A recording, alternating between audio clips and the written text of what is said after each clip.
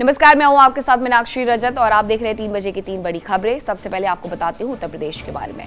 एक तरफ सत्ता पक्ष चर्चा के लिए तैयार होने का दावा कर रहा है, दूसरी तरफ यूपी विधानसभा में चंदा चोरी के मुद्दे पर विपक्ष का जोरदार हंगामा जारी है।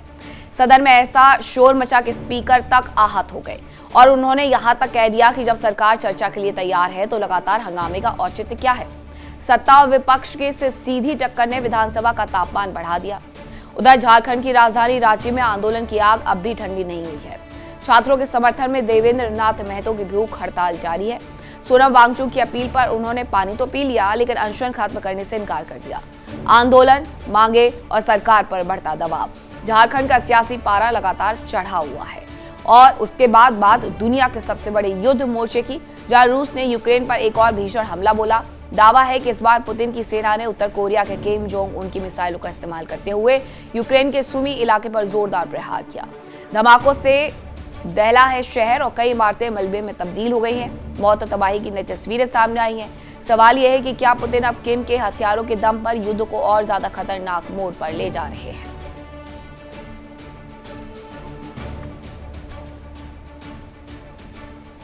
और शुरुआत करेंगे पहली खबर के साथ। खबर यह है कि विपक्ष के रवैये से यूपी विधानसभा स्पीकर नाराज हो गए हैं। यूपी स्पीकर ने पद छोड़ने तक की बात कह दी है। सतीश महाना ने चंदा चोरी पर विपक्ष के हंगामे से स्पीकर आहत हुए। सदन की गरिमा पर स्पीकर का दर्द छलका। सदन में टकराव के बीच में स्पीकर का बड़ा बयान आया। सरकार चर्चा को तैयार है तो फिर हंगामा क्यों कर रहे हैं। विपक्ष से जवाब मांगा, चर्चा छोड़ हंगामा आखिरकार क्यों किया जा रहा है। उत्तर प्रदेश विधानसभा में आज सिर्फ सत्ता और विपक्ष के बीच में टकराव नहीं, बल्कि सदन की गरिमा पर भी बड़े सवाल खड़े हो गए हैं। समाजवादी पार्टी के हंगामे से इतने आहत हुए विधानसभा स्पीकर सतीश महाना कि उन्होंने भावुक होकर के यहां तक कह दिया कि अगर सदन ऐसे ही चलेगा तो फिर उनके इस पद पर बने रहने का कोई औचित्य नहीं रह जाता। अध्यक्ष ने साफ कहा कि सरकार हर मुद्दे पर चर्चा के लिए तैयार है, लेकिन विपक्ष बहस छोड़ करके सिर्फ नारेबाजी और वेल में आकर के हंगामा करना चाहता है। ऐसे में लोकतंत्र कैसे चलेगा। जनता ने क्या इसलिए प्रतिनिधि चुनकर के भेजे हैं कि सदन की कार्रवाई ठप कर दी जाए। दरअसल चंदा चोरी के मुद्दे को लेकर के समाजवादी पार्टी ने सदन में जोरदार हंगामा किया। विपक्ष लगातार सरकार को घेरने की कोशिश करता रहा, लेकिन विधानसभा अध्यक्ष बार बार विपक्ष से अपनी सीट पर लौटकर नियमों के तहत चर्चा में भाग लेने की अपील करते रहे।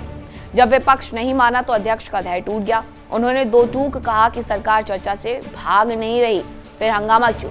अगर बहस ही नहीं करनी है तो लोकतांत्रिक प्रक्रिया का क्या मतलब रह जाता है। अध्यक्ष ने कहा कि अगर सदन की मर्यादा बार बार तार-तार होगी, नियमों की अनदेखी होगी और उनकी अपीलों का सम्मान नहीं किया जाएगा तो उन्हें इस पद पर बने रहने का कोई अधिकार नहीं दिखाता। उनके इस बयान के बाद सदन का माहौल और भी गर्म हो गया। सत्ता पक्ष ने विपक्ष पर लोकतांत्रिक परंपराओं का अपमान करने का आरोप लगाया, जबकि विपक्ष अपने विरोध पर कायम रहा। यदि सदन का आचरण उच्च स्तरीय योग्यता के पश्चात भी अपेक्षित स्तर का नहीं होगा तो आने वाले समय में कदाचित विधायिका निरर्थक हो जाएगी। तो मुझे बहुत दुख है। मुझे इस बात के लिए विचार करना पड़ेगा, गंभीरता के साथ विचार करना पड़ेगा कि मैं इस कुर्सी के योग्य हूं कि नहीं हूं, अथवा जो कुछ मैंने 4.5 वर्षों के अंतर्गत किया है वो उचित है कि अनुचित है। मैं इसके ऊपर आत्मविलोचन करूंगा। और सतीश महाना उत्तर प्रदेश विधानसभा अध्यक्ष, जिनकी तरफ से ये बड़ा बयान दिया गया कि क्या मैं कुर्सी के योग्य हूं या नहीं हूं, क्योंकि विपक्ष लगातार बवाल करते हुए नजर आ रहा है, जबकि सरकार बातचीत के लिए तैयार है। बावजूद इसके संवैधानिक नियमों का ख्याल नहीं रखा जा रहा है। सुशील तिवारी हमारे साथ ब्यूरो हेड जुड़ गए हैं यूपी से। सुशील, लगातार सरकार कह रही है कि बातचीत के लिए तैयार है, लेकिन विपक्ष का हंगामा और उन सब के बीच में अनिश्चितकालीन वक्त के लिए सीधे ये कह देना कि विधानसभा ठप रहेगी, यानी आगे आने वाले वक्त में अब कोई कामकाज नहीं होने वाला विधानसभा के अंदर। बिल्कुल मीनाक्षी, आज जिस तरह लगातार 3 दिन सत्र चला, तीनों दिन हंगामा चला, एक भी दिन सत्र ठीक तरह काम नहीं कर पाया, कोई चर्चा नहीं होने पाई। इसको लेकर जो विधानसभा अध्यक्ष है सतीश महाना बेहद दुखी नजर आए। उन्होंने आज सुबह जब वो सदन में पहुंचे तो आते ही उन्होंने कहा कि मैं इस कुर्सी के लायक हूं कि नहीं हूं, ये मुझे मंथन करना पड़ेगा, सोचना पड़ेगा, क्योंकि सदन में चला नहीं पाया, क्योंकि 3 दिन लगातार प्रयास किया उन्होंने, कल दिन भर प्रयास किया, लेकिन जो समाजवादी पार्टी के कार्यकर्ता थे लगातार वहां पर हंगामा मचाते रहे और नारेबाजी करते रहे सदन के अंदर। तो कहीं ना कहीं जो तमाम जो विधायक थे, मेरी उनसे बात हुई बीजेपी के, उन्होंने कहा ये गर्मा को ठेस पहुँचा रहे हैं, जनता की जवाबदेही को ख़त्म कर रहे हैं। क्योंकि तमाम जो बजट होता है उस पर बहस होती है, बातचीत होती है, चर्चा होती है, चर्चा का आदान प्रदान होता है, वो नहीं होने दिया है। ऐसे में जो क्षेत्र की जनता है वो इनसे जरूर जवाब मांगेगी, सवाल पूछेगी, आखिर सदन में आपने किया क्या। ये एकदम जैसे बाहर ही गुंडों की तरह हरकत करते हैं, उसी तरह सदन में हरकत कर रहे हैं। जी मीनाक्षी, अब आगे ये बताइए जरा कि विपक्ष क्या चाहता है। विपक्ष बातचीत चाहता है तो सरकार तो तैयार है, तो विपक्ष बातचीत क्यों नहीं कर रहा है, हंगामा क्यों कर रहा है? देखिए, ऐसा है कि जब ये शुरुआत हुआ मानसून सत्र का, उससे एक दिन पहले ठीक सीएम योगी ने सर्वदलीय बैठक बुलाई थी, बाकायदे विपक्ष से वार्ता किया था और उन्होंने हामी भरी थी कि मानसून सत्र चलने देंगे। लेकिन उसके बाद लगातार सुबह से ही जिस तरह एक तरीका होता है, सुबह से ही माहौल बना देना, बाकायदे बाहर विधानसभा के अंदर जो बाहरी हिस्सा है वहाँ पर बाकायदे दान पेटी लेके बैठ जाना, राम मंदिर का मुद्दा उठा देना और तमाम हो हल्ला करना, और उसके बाद तमाम इस तरह का जो हरकत थी उनकी बहुत ही ख़राब थी। अब लेकिन अनिश्चितकालीन का जो एक सर कहा, ये गर्मा को ठेस पहुँचा रहे हैं, जनता की जवाबदेही को ख़त्म कर रहे हैं, क्योंकि तमाम जो बजट होता है उस पर बहस होती है, बातचीत होती है, चर्चा होती है, चर्चा का आदान प्रदान होता है, वो नहीं होने दिया है। ऐसे में जो क्षेत्र की जनता है वो इनसे ज़रूर जवाब मांगेगी, सवाल पूछेगी, आखिर सदन में आपने किया क्या। ये एकदम जैसे बाहर ही गुंडों की तरह हरकत करते हैं, उसी तरह सदन में हरकत कर रहे हैं। जी मीनाक्षी, अब आगे ये बताइए जरा कि विपक्ष क्या चाहता है। विपक्ष बातचीत चाहता है तो सरकार तो तैयार है, तो विपक्ष बातचीत क्यों नहीं कर रहा है, हंगामा क्यों कर रहा है? देखिए, ऐसा है कि जब ये शुरुआत हुआ मानसून सत्र का, उससे एक दिन पहले ठीक सीएम योगी ने सर्वदलीय बैठक बुलाई थी, बाकायदे विपक्ष से वार्ता किया था और उन्होंने हामी भरी थी कि मानसून सत्र चलने देंगे। लेकिन उसके बाद लगातार सुबह से ही जिस तरह एक तरीका होता है, सुबह से ही माहौल बना देना, बाकायदे बाहर विधानसभा के अंदर जो बाहरी हिस्सा है वहाँ पर बाकायदे दान पेटी लेके बैठ जाना, राम मंदिर का मुद्दा उठा देना और तमाम हो हल्ला करना, और उसके बाद तमाम इस तरह का जो हरकत थी उनकी बहुत ही ख़राब थी। अब लेकिन अनिश्चितकालीन का जो एक सत्र है स्थगित हो गया, तो ऐसे में कोई बातचीत का मतलब नहीं बचा है। बातचीत तब होती है अगर कल सत्र होता, अब सत्र स्थगित हो गया है, तो ऐसे में अब जब आगे कभी भविष्य में सत्र होगा तब इस तरह की बात उठेगी। जी मीनाक्षी जी, बहुत धन्यवाद आपका तमाम जानकारी के लिए। और अब बात करेंगे झारखंड की। रांची में जेपीएससी और जेएसएससी प्रोटेस्ट हो रहा है। देवेंद्र महतो ने हालांकि पानी पिया है, भूख हड़ताल लेकिन उनकी अभी भी चल रही है। सोनम वांगचुक से वीडियो कॉल पर उन्होंने बात की। छात्र आंदोलन को सोनम वांगचुक का समर्थन मिला। स्वास्थ्य बिगड़ने के बीच वांगचुक से हुई बातचीत। छात्रों के समर्थन में अनशन लगातार चल रहा है। अनशन का आज चौथा दिन है। झारखंड के रांची में छात्रों के समर्थन में अनशन कर रहे हैं देवेंद्र नाथ महतो से बुधवार सुबह सामाजिक कार्यकर्ता सोनम वांगचुक ने वीडियो कॉल पर बात की। सोनम वांगचुक की अपील पर देवेंद्र नाथ महतो ने पानी पिया, लेकिन उनकी भूख हड़ताल जारी है। देवेंद्र महतो ने बताया कि सोनम वांगचुक ने उनका मनोबल बढ़ाया। देवेंद्र नाथ महतो के अनशन का आज चौथा दिन है। आज सुबह ही उन्होंने बताया कि अनशन का शरीर के कई अंगों पर बुरा प्रभाव पड़ रहा है। देवेंद्र नाथ महतो जेपीएससी, जेएसएससी और सीजीएल और दूसरी कई प्रतियोगी परीक्षाओं में कथित गड़बड़ियों के विरोध में जयपाल सिंह मुंडा स्टेडियम में अनिश्चितकालीन भूख हड़ताल पर बैठे हुए हैं। जब उनको मालूम चला कि हम अन्न और जल दोनों का त्याग किए हैं, तो हमारे टीम से संपर्क करके चिंता जताए और हम लोग का पहले तो आंदोलन को समर्थन किए और मोटिवेट किए। और उन्होंने कहा कि जंतर मंतर में जब मैं प्रोटेस्ट में था, हंगर स्ट्राइक में, तब जल का ग्रहण कर रहा था, अन्न का नहीं, तो आप जल का ग्रहण करिए। तो हम उनको एक शर्त रखा कि अगर आप मेरे शर्त मानेंगे तभी मैं जल ग्रहण करूँगा। कि जिस प्रकार आप जंतर मंतर से ऑल इंडिया के स्टूडेंट प्रोटेस्ट को सफल बनाने में सहयोग किए, आप वादा कीजिए कि झारखंड के स्टूडेंट प्रोटेस्ट को भी अब तब तक सपोर्ट करेंगे जब तक हमारा आंदोलन सफल नहीं होता है। हमने आने का भी आग्रह किया, तो उन्होंने कहा कि मेरा तबीयत अभी ख़राब है, अभी अपना तबीयत का रिकवरी कर रहे हैं, रिकवरी होने के बाद हम जरूर आएंगे। आश्वासन दिए हैं, लेकिन सरकार से भी आग्रह किए कि आप उतना देर तक बच्चों को सड़क पर मत रखें, आप जल्द से जल्द इनकी मांगों को पूरी करें। और अधिक जानकारी के लिए हमारे साथ हमारे संवाददाता उत्कर्ष कुमार जुड़ गए हैं। उत्कर्ष, इस पूरे मामले में क्या सरकार भी थोड़ा बहुत ध्यान दे रही है या सरकार ने प्रदर्शनकारियों को सिर्फ प्रदर्शन के लिए छोड़ दिया है? बिल्कुल, देखिए, आमतौर पर जब छात्रों का प्रदर्शन होता है तो इस तरीके के प्रदर्शन में सरकार जो है या तो कड़ी कार्रवाई करती है या फिर उनको आश्वासन दिया जाता है। लगातार इस तरीके के प्रदर्शन जो हैं वो खासतौर पर पूरे देश में देखने को मिले, जंतर मंतर से लेकर बिहार की राजधानी पटना तक, मध्य प्रदेश में और अब झारखंड में जिस तरीके से प्रदर्शन हो रहा है। हालांकि सोनम वांगचुक के बाद जल त्याग जो था उन्होंने छोड़ दिया है, लेकिन फिर भी अभी अनशन पर बैठे हुए हैं, भूख हड़ताल पर बैठे हुए हैं। लेकिन मांग ये है कि जेपीएससी यानी कि झारखंड पब्लिक सर्विस कमीशन में जो धांधली हुई है और उसका जो एग्जाम हुआ है उसे फिर री एग्जाम कराने की बात है। और साथ ही साथ जो शिक्षा मंत्री है उनसे इस्तीफा यानी कि सीधे तौर पे मुख्यमंत्री हेमंत सोरेन से इस्तीफे की मांग हो रही है। देखिए, जो प्रदर्शन नजर आ रहा है पिछले कुछ दिनों में, छात्रों का जुटान ज्यादा हो रहा है और ये सरकार के लिए परेशानी का सबक हो चुकी है। कई बार मुख्य सचिव झारखंड के जो हैं उन्होंने ये कहा कि छात्रों से संवाद किया जा सकता है, लेकिन अब तक छात्रों का ये साफ कहना है कि हमें सीधे इस्तीफे की मांग है, सीबीआई की जांच होनी चाहिए और झारखंड पब्लिक सर्विस कमीशन का जो एग्जाम हुआ है उसे रद्द करना चाहिए। लेकिन हंगामे के बीच अब तक कोई फैसला जो है वो सरकार की तरफ से नहीं आया। ठीक है उत्कर्ष, जब आप और हम बात कर रहे हैं तभी एक और खबर आ रही है कि छात्र आंदोलन पर सीएम हेमंत सोरेन का बयान आया है।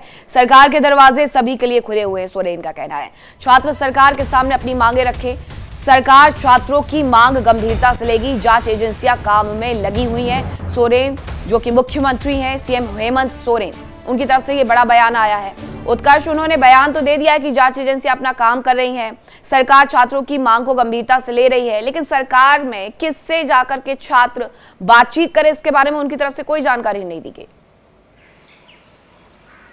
और बिल्कुल, देखिए, हमने पहले भी कहा था कि मुख्य सचिव जो हैं उन्होंने कई बार कोशिश की है छात्रों से बात करने की, लेकिन छात्रों की सीधी मांग है कि मुख्यमंत्री को सामने आकर बात करना चाहिए। हालांकि जिस तरीके की स्थिति बन रही है, पहले केंद्र सरकार बैकफुट पर आई और अब ये माना जा रहा है कि झारखंड सरकार भी बैकफुट पर आ सकती है। मुख्यमंत्री हेमंत सोरेन मिलने का समय दे सकते हैं क्योंकि मुख्यमंत्री के साथ वो राज्य के शिक्षा मंत्री भी हैं। और ऐसे में जब शिक्षा मंत्री का ये साफ कहना है कि छात्रों से संवाद करने के लिए सीधे तौर पर तैयार हैं, तो ये माना जा रहा है कि जल्द से जल्द दोनों के बीच संवाद जो है वो हो सकता है। लेकिन सरकार के साथ साथ छात्रों का भी ये कहना है कि जो एग्जाम हुआ है, कंपटीशन का एग्जाम, यानी छात्रों के प्रति बिल्कुल सरकार की जवाबदेही बनती है। अब सरकार चाहे बैक फुट पर आए या फ्रंट फुट पर आए, लेकिन छात्रों से बातचीत जरूर से करे। बहुत शुक्रिया आपका तमाम जानकारी के लिए। और अब खबर रशिया यूक्रेन से जुड़ी हुई, जहां रूस का यूक्रेन पर तगड़ा हमला देखने को मिला है। किम के मिसाइल से पुतिन का जोरदार प्रहार देखने को मिला। यूक्रेन के सुमी इलाके में रूस का बड़ा हमला हुआ। हमले में 3 लोगों की मौत हो गई है, कई लोग घायल हैं और हमले से यूक्रेन में हाहाकार मचा हुआ है। रूस और यूक्रेन के बीच जंग एक बार फिर से बेहद खतरनाक मोड़ पर पहुंच गई है। युद्ध विराम की तमाम उम्मीदों के बीच में रूस ने यूक्रेन पर ऐसा तगड़ा हमला किया जिससे पूरे इलाके में दहशत फैला दी। जानकारी है कि रूस ने यूक्रेन के सीमावर्ती सुमी इलाके को निशाना बनाते हुए भीषण मिसाइल हमला किया और दावा किया जा रहा है कि इस हमले में उत्तर कोरिया के तानाशाह किम जोंग उन की ओर से रूस को मिली मिसाइलों का भी इस्तेमाल किया गया। धमाकों की गूंज इतनी जबरदस्त थी कि कई इमारतें पल भर में मलबे में तब्दील हो गई, सड़कें धुएं से भर गई और लोग जान बचाने के लिए इधर उधर भागते नजर आए। इस भीषण हमले में कम से कम 3 लोगों की मौत की खबर है, जबकि कई लोग गंभीर रूप से घायल बताए जा रहे हैं। दूसरी तरफ यूक्रेन ने इस हमले को नागरिक इलाकों पर सीधा वार बताते हुए रूस पर अंतर्राष्ट्रीय कानूनों के उल्लंघन का आरोप लगा दिया है। ज्यादा जानकारी के लिए हमारे साथ हमारे सहयोगी विकास अब्रोल जुड़ गए हैं। विकास, अब हमले तो दोनों तरफ से हो रहे हैं, फिर ये कहना कि एक देश उल्लंघन कर रहा है और दूसरा देश पालन कर रहा है, ये भी गलत होगा। लेकिन ये जो बड़ा हमला हुआ है उसके बारे में भी जानकारी दीजिएगा। जी बिल्कुल, देखिए, लगातार हम देख रहे हैं कि कई बार यूक्रेन ने जो है रशिया पे भी बड़े हमले किए और ऐसे में रशिया ने एक बार फिर जो हमले आज किए हैं यूक्रेन पे किए हैं, कीव पे हमले किए और अन्य शहरों पे हमले किए हैं, जिसमें कई बड़ी बिल्डिंग्स, रेलवे स्टेशन वो तबाह हुए हैं। तो ऐसे में यूक्रेन की बौखलाहट साफ साफ देखी जा रही है, क्योंकि इस समय यूक्रेन के पास हथियार बहुत ज़्यादा नहीं है। हालांकि ड्रोन्स बहुत ज़्यादा है, लेकिन इस समय उसको इंटरसेप्टर मिसाइल्स बहुत चाहिए, जिसकी उसके पास कमी है, जिसका हवाला देकर ही यूक्रेन ने कहा है कि अगर हमारे पास इंटरसेप्टर मिसाइल्स होती तो शायद इतना नुकसान रशिया द्वारा ना होता। लेकिन अब जो है कहीं ना कहीं जितने भी देश हैं उसके साथ यूरोप के या यूएस, इनसे एक बार मांग दोबारा बढ़ी है। लेकिन कहीं ना कहीं कई देश हैं जो अभी फिलहाल अपने हाथ खींचते देखे जा रहे हैं, क्योंकि देखिए जो भी हथियार देगा, जिस तरह से भी देगा, अर्थव्यवस्था हर देश की जो है इससे प्रभावित होती है। ऐसे में अगर युद्ध ज़्यादा बढ़ा तो कहीं ना कहीं नुकसान पूरे यूरोप को भी इसका आने वाले समय भी हो सकता है, क्योंकि रशिया एक बहुत बड़ी कंट्री है, उसके पास मिसाइल्स की जो टेक्निक है वो बहुत हाई एंड है, उसके साथ साथ उसकी दूरी बहुत ज़्यादा है। तो ऐसे में आसपास की कंट्रीज़ को भी, देशों को भी नुकसान होने का खतरा है। तो ऐसे में अब यूक्रेन को किस तरह से इसको काउंटर करना पड़ेगा ये देखना होगा। फिलहाल जो है कहीं ना कहीं बात जरूर अंदर खाते चल रही है। तरीके के हमलों का जवाब यूक्रेन हो या रशिया, दोनों ही एक दूसरे को देते हुए नजर आते हैं। बहुत धन्यवाद विकास आपका तमाम जानकारी के लिए। और ब्रेक के लिए कहीं मत जाएगा, खबरों का सिलसिला लगातार जारी है।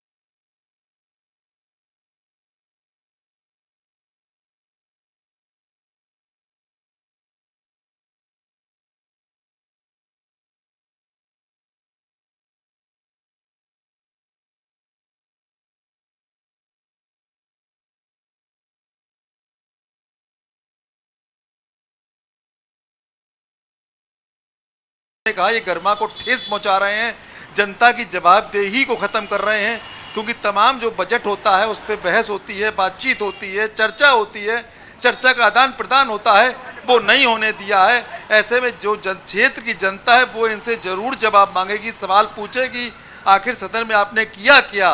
ये एकदम जैसे बाहर ही गुंडों की तरह हरकत करते हैं उसी तरह सदन में हरकत कर रहे हैं। जी मीनाक्षी, अब आगे ये बताइए जरा कि विपक्ष क्या चाहता है। विपक्ष बातचीत चाहता है तो सरकार तो तैयार है, तो विपक्ष बातचीत क्यों नहीं कर रहा है, हंगामा क्यों कर रहा है?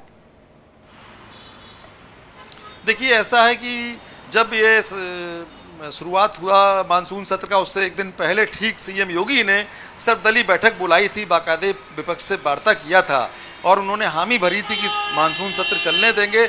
लेकिन उसके बाद लगातार सुबह से ही जिस तरह एक तरीका होता है, सुबह से ही माहौल बना देना, बाकायदे बाहर विधानसभा के अंदर जो बाहरी हिस्सा है वहाँ पर बाकायदे दान पेटी लेके बैठ जाना, राम मंदिर का मुद्दा उठा देना और तमाम हो हल्ला करना, और उसके बाद तमाम इस तरह का जो हरकत थी उनकी बहुत ही ख़राब थी। अब लेकिन अनिश्चितकालीन का जो एक सत्र स्थगित हो गया, तो ऐसे में कोई बातचीत का मतलब नहीं बचा है। बातचीत तब होती है अगर कल सत्र होता, अब सत्र स्थगित हो गया है। तो ऐसे में अब जब अब आगे कभी भविष्य में सत्र होगा तब इस तरह की बात उठेगी। जी मीनाक्षी जी, बहुत धन्यवाद आपका तमाम जानकारी के लिए। और अब बात करेंगे झारखंड की। रांची में जेपीएससी और जेएसएससी प्रोटेस्ट हो रहा है। देवेंद्र महतो ने हालांकि पानी पिया है, भूख हड़ताल लेकिन उनकी अभी भी चल रही है। सोनम वांगचुक से वीडियो कॉल पर उन्होंने बात की। छात्र आंदोलन को सोनम वांगचुक का समर्थन मिला। स्वास्थ्य बिगड़ने के बीच वांगचुक से हुई बातचीत। छात्रों के समर्थन में अनशन लगातार चल रहा है। अनशन का आज चौथा दिन है। झारखंड के रांची में छात्रों के समर्थन में अनशन कर रहे हैं देवेंद्र नाथ महतो से बुधवार सुबह सामाजिक कार्यकर्ता सोनम वांगचुक ने वीडियो कॉल पर बात की। सोनम वांगचुक की अपील पर देवेंद्र नाथ महतो ने पानी पिया, लेकिन उनकी भूख हड़ताल जारी है। देवेंद्र महतो ने बताया कि सोनम वांगचुक ने उनका मनोबल बढ़ाया। देवेंद्र नाथ महतो के अनशन का आज चौथा दिन है। आज सुबह ही उन्होंने बताया कि अनशन का शरीर के कई अंगों पर बुरा प्रभाव पड़ रहा है। देवेंद्र नाथ महतो जेपीएससी, जेएसएससी और सीजीएल और दूसरी कई प्रतियोगी परीक्षाओं में कथित गड़बड़ियों के विरोध में जयपाल सिंह मुंडा स्टेडियम में अनिश्चितकालीन भूख हड़ताल पर बैठे हुए हैं। जब उनको मालूम चला कि हम अन्न और जल दोनों का त्याग किए हैं तो हमारे टीम से संपर्क करके चिंता जताए और हम लोग का पहले तो आंदोलन को समर्थन किए और मोटिवेट किए। और उन्होंने कहा कि जंतर मंतर में जब मैं प्रोटेस्ट में था, हंगर स्ट्राइक में, तब जल का ग्रहण कर रहा था, अन्न का नहीं, तो आप जल का ग्रहण करिए। तो हम उनको एक शर्त रखा कि अगर आप मेरे शर्त मानेंगे तभी मैं जल ग्रहण करूँगा।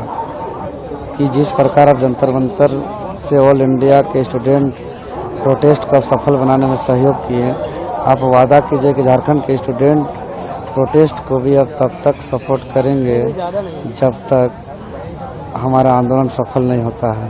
हमने आने का भी आग्रह किया तो उन्होंने कहा कि मेरा तबीयत अभी ख़राब है, अभी अपना तबीयत का रिकवरी कर रहे हैं, रिकवरी होने के बाद हम ज़रूर आएंगे, आश्वासन दिए हैं। लेकिन उस सरकार से भी आग्रह किए कि आप उतना देर तक बच्चों को सड़क पे मत रखें, आप जल्द से जल्द इनकी मांगों को पूरी करें। और अधिक जानकारी के लिए हमारे साथ हमारे संवाददाता उत्कर्ष कुमार जुड़ गए हैं। उत्कर्ष, इस पूरे मामले में क्या सरकार भी थोड़ा बहुत ध्यान दे रही है या सरकार ने प्रदर्शनकारियों को सिर्फ प्रदर्शन के लिए छोड़ दिया है? और बिल्कुल देखिए, आमतौर पर जब छात्रों का प्रदर्शन होता है तो इस तरीके के प्रदर्शन में सरकार जो है या तो कड़ी कार्रवाई करती है या फिर उनको आश्वासन दिया जाता है। लगातार इस तरीके के प्रदर्शन जो हैं वो खासतौर पर पूरे देश में देखने को मिले, जंतर मंतर से लेकर बिहार की राजधानी पटना तक, मध्य प्रदेश में और अब झारखंड में जिस तरीके से प्रदर्शन हो रहा है। हालांकि सोनम वांगचुक के बाद जल त्याग जो था उन्होंने छोड़ दिया है, लेकिन फिर भी अभी अनशन पर बैठे हुए हैं, भूख हड़ताल पर बैठे हुए हैं। लेकिन मांग ये है कि जेपीएससी यानी कि झारखंड पब्लिक सर्विस कमीशन में जो धांधली हुई है और उसका जो एग्जाम हुआ है उसे फिर री एग्जाम कराने की बात है। और साथ ही साथ जो शिक्षा मंत्री है उनसे इस्तीफा, यानी कि सीधे तौर पे मुख्यमंत्री हेमंत सोरेन से इस्तीफे की मांग हो रही है। देखिए, जो प्रदर्शन नजर आ रहा है पिछले कुछ दिनों में, छात्रों का जुटान ज्यादा हो रहा है और ये सरकार के लिए परेशानी का सबक हो चुकी है। कई बार मुख्य सचिव झारखंड के जो हैं उन्होंने ये कहा कि छात्रों से संवाद किया जा सकता है, लेकिन अब तक छात्रों का ये साफ कहना है कि हमें सीधे इस्तीफे की मांग है, सीबीआई की जांच होनी चाहिए और झारखंड पब्लिक सर्विस कमीशन का जो एग्जाम हुआ है उसे रद्द करना चाहिए। लेकिन हंगामे के बीच अब तक कोई फैसला जो है वो सरकार की तरफ से नहीं आया। ठीक है उत्कर्ष, जब आप और हम बात कर रहे हैं तभी एक और खबर आ रही है कि छात्र आंदोलन पर सीएम हेमंत सोरेन का बयान आया है। सरकार के दरवाजे सभी के लिए खुले हुए हैं, सोरेन का कहना है। छात्र सरकार के सामने अपनी मांगे रखें, सरकार छात्रों की मांग गंभीरता से लेगी, जांच एजेंसियां काम में लगी हुई हैं। सोरेन जो कि मुख्यमंत्री हैं, सीएम हेमंत सोरेन, उनकी तरफ से ये बड़ा बयान आया है। उत्कर्ष, उन्होंने बयान तो दे दिया है कि जांच एजेंसियां अपना काम कर रही हैं, सरकार छात्रों की मांग को गंभीरता से ले रही है, लेकिन सरकार में किससे जाकर के छात्र बातचीत करें इसके बारे में उनकी तरफ से कोई जानकारी नहीं दी गई।